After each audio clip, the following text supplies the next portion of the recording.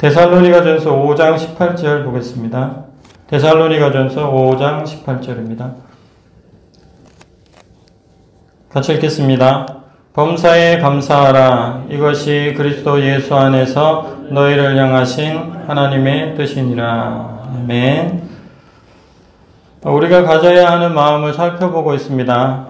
첫 번째 우리가 살펴본 것은 사람을 기쁘게 하기보다는 하나님을 기쁘시게 하는 마음을 갖자. 사무엘상 16장 7절 말씀을 우리가 묵상했습니다. 사람은 외모를 보거니와 나 여호와는 중심을 보느니라. 아멘. 다윗을 생각하면서 우리가 중심, 마음의 중요성을 묵상했습니다. 두 번째는 사랑의 마음을 우리가 생각해 보았습니다. 고린도전서 13장 1절에서 3절에 보면 사랑이 없으면 울리는 꽹과리가 되고 사랑이 없으면 아무것도 아니고 사랑이 없으면 아무 유익이 없느니라. 이 말씀을 마음에 새겼습니다. 요한복음 3장 16절을 통해서 하나님이 우리를 사랑하고 계심으로 우리도 다른 사람들을 사랑하면서 살자, 이런 것들을 묵상했습니다. 세 번째, 어저께 우리가 묵상한 말씀은 기쁨의 마음입니다. 기쁨의 마음. 데살로니가전서 5장 16절 말씀을 우리가 아는 것처럼 항상 기뻐하라는 하나님의 뜻을 우리가 어떤 상황 속에서든지 또 믿음의 눈으로 주님을 바라보면서 항상 기뻐하자, 이것을 우리가 묵상했습니다. 하박국 선지자의 찬양을 생각해 보았죠. 하박국 선지자가 비록 나에게 아무것도 없어질 미래가, 가까운 미래가 있지만 그 미래 뒤에 있는 하나님, 그 구원해 주시는 하나님을 기억하면서 우리가 항상 기뻐하자, 이것을 우리가 묵상했습니다. 오늘은 감사의 마음입니다. 감사의 마음. 성경은 감사의 마음이 참 중요하다고 강조하고 있습니다. 다윗의 생애를 보면 감사의 삶이었습니다. 시편 26편, 30편, 52편, 56편, 108편, 142편이 다윗이 지은 시인데 감사시입니다. 다윗은 기쁠 때나 슬플 때나 좋을 때나 어려울 때나 하나님께 항상 감사하는 삶을 살았습니다. 다윗은 한마디로 감사의 사람이었습니다. 다윗의 대를 이어서 솔로몬이 왕이 되었죠. 초반에는 선한 정치를 아주 잘 했습니다. 그런데 성경이 기록하고 있는 것은 선한 정치를 잘 할 때, 그때에 솔로몬에게 감사가 있었다는 것입니다. 그런데 그가 선군이 아닌 폭군이 되어서 악정을 펼쳤는데 성경은 솔로몬이 악한 정치를 펼 때에 감사했다는 기록을 남겨놓지 않았습니다. 솔로몬의 선한 정치는 열왕기상의 이 앞부분에 3장부터 9장까지 기록되어 있는데요. 3장에서 9장에 보면 솔로몬이 감사제를 드렸다는 부분이 세 부분이 나옵니다. 3장 15절, 8장 64절, 9장 25절. 한번 살펴보겠습니다. 열왕기상, 성경 펼칠 수 있으면 한번 펼쳐서 같이 한번 보면 좋겠습니다. 열왕기상 3장 15절 말씀입니다.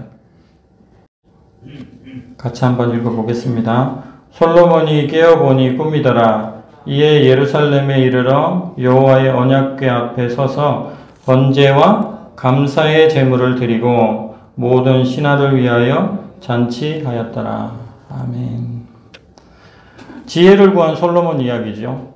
하나님께서 솔로몬의 꿈에 나타나셨습니다. 무엇을 해줄까 했더니 하나님의 백성을 잘 다스릴 수 있는 지혜를 주십시오. 그랬더니 지혜 외에도 다른 것들을 많이 주시면서 지혜를 주셨습니다. 하나님께서는 솔로몬에게 탁월한 지혜를 주셨습니다.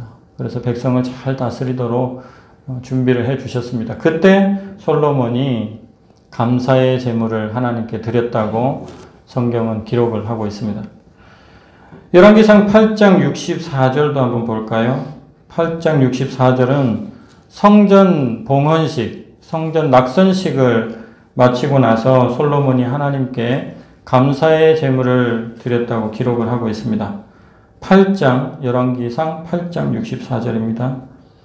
읽어보겠습니다. 그날에 왕이 여호와의 성전 앞들 가운데를 거룩히 구별하고 거기서 번제와 소제와 감사 제물의 기름을 드렸으니 이는 여호와의 앞 놋 제단이 작으므로 번제물과 소제물과 화목제의 기름을 다 용납할 수 없습니다. 아멘. 하나님께 성전을 봉헌하고 그리고 하나님께 감사 제물을 드렸다고 분명하게 성경은 기록하고 있습니다. 열왕기상 9장 25절도 한번 볼 텐데요. 마지막으로요. 9장 25절요. 9장 25절은 솔로몬이 이제 하나님을 두 번째로 환상 속에서 만나게 됩니다. 그리고 난 이후에 해마다 3번씩 감사의 제물을 드리겠다고 하나님 앞에 그렇게 말하는 장면입니다. 9장 25절 읽어보겠습니다. 솔로몬이 여호와를 위하여 쌓은 제단 위에 해마다 3번씩 번제와 감사의 제물을 드리고 또 여호와 앞에 있는 제단에 분향하니라. 이에 성전 짓는 일을 마치니라. 아멘. 해마다 3번씩 번제와 감사의 제물을 드렸다는 것이죠. 이처럼 성경은 솔로몬이 하나님과의 관계가 바르고 좋을 때 그때는 감사의 제물을 항상 드렸다. 그렇게 기록합니다. 즉 감사의 제사와 솔로몬의 바른 신앙, 이것은 연결되어 있다는 것이죠. 그래서 바르게 신앙이 바를 때는 감사가 넘치는데 신앙이 바르지 못할 때는 감사가 사라진다는 것입니다. 열왕기상 10장 이후를 보면 솔로몬 왕의 악정이 나타납니다.